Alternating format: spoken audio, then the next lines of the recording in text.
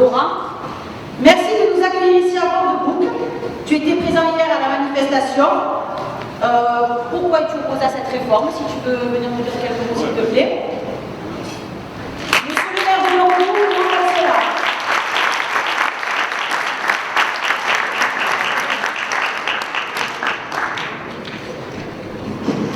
Mesdames et messieurs les députés, chère Pierre, Madame la conseillère départementale, Mesdames, Messieurs les élus, Monsieur le maire de Martigues, Monsieur le conseiller départemental, chers Port-de-Boucains et chers Port-de-Boucains, 68% des Français s'opposent à la réforme des retraites que tente de nous imposer le gouvernement d'Emmanuel Macron. Hier, comme le disait Nathalie, nous étions toutes et tous rassemblés à Marseille, dans les Bouches-du-Rhône et dans toute la France, pour faire barrage à ce projet de loi fondé sur l'injustice. Sous couvert d'une urgence financière imperceptible aux yeux des syndicats et des Français, Emmanuel Macron et Elisabeth Borne veulent passer en force. Mais ici, à Port-de-Bouc, sur notre chère terre de résistance et de lutte, nous savons répondre aux invectives du libéralisme et du gouvernement. Hier à Marseille, à peu près 500 Port-de-Boucains ont défilé. 3 bus sont partis. En tant que maire d'une ville située dans un bassin industriel, je constate au quotidien les effets néfastes du dur labeur sur la santé et l'espérance de vie des habitants. Comment ne pas évoquer ici l'usure et la pénibilité du travail à l'usine, sur les quais, dans le bâtiment, dans les travaux publics, dans la fonction publique, dans la santé. Repousser l'âge du départ à la retraite, c'est tirer un trait sur des années de vie pour les travailleurs. Les 17 milliards recherchés par le gouvernement pour remplir les caisses de retraite, nous savons, nous, les trouver.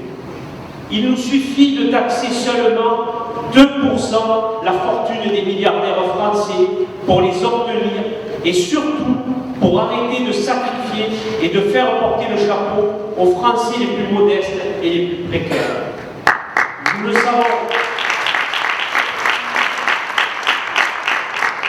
Il n'y a jamais eu autant d'argent en France et dans le monde. Depuis début 2020, les milliardaires se sont enrichis de plus de 200 milliards d'euros. Peut-on lire quotidiennement dans les journaux? Des chiffres inhumains et indécents, à l'image de la réforme des retraites portée par Emmanuel Macron, champion tout désigné de l'ultra-libéralisme. Et que dire des milliards donnés au patronat, sans contrepartie d'emploi ou sans investissement? Quelle honte! Dans cette lutte pour la préservation de nos conquis sociaux et du travail, des élus communistes comme Ambroise Croizat à l'époque, qui est toujours d'actualité, et tant d'autres, nous avons la chance de pouvoir nous appuyer sur le formidable travail de Pierre à l'Assemblée nationale.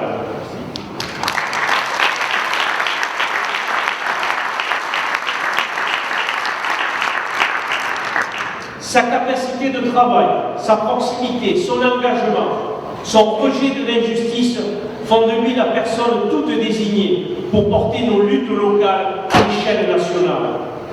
Avec la récente réélection de Pierre, nous avons pu conserver une résonance dans l'hémicycle. Et cet écho s'avère le plus important dans le processus de destruction de nos retraites qu'engage le gouvernement. Malgré le mépris de classe et l'avalanche de 49.3 que fait pleuvoir le gouvernement sur nos populations, je sais et nous savons pouvoir compter sur le travail de Pierre pour défendre l'intérêt et la situation des habitants de Port-de-Bouc et de la circonscription. Merci Pierre.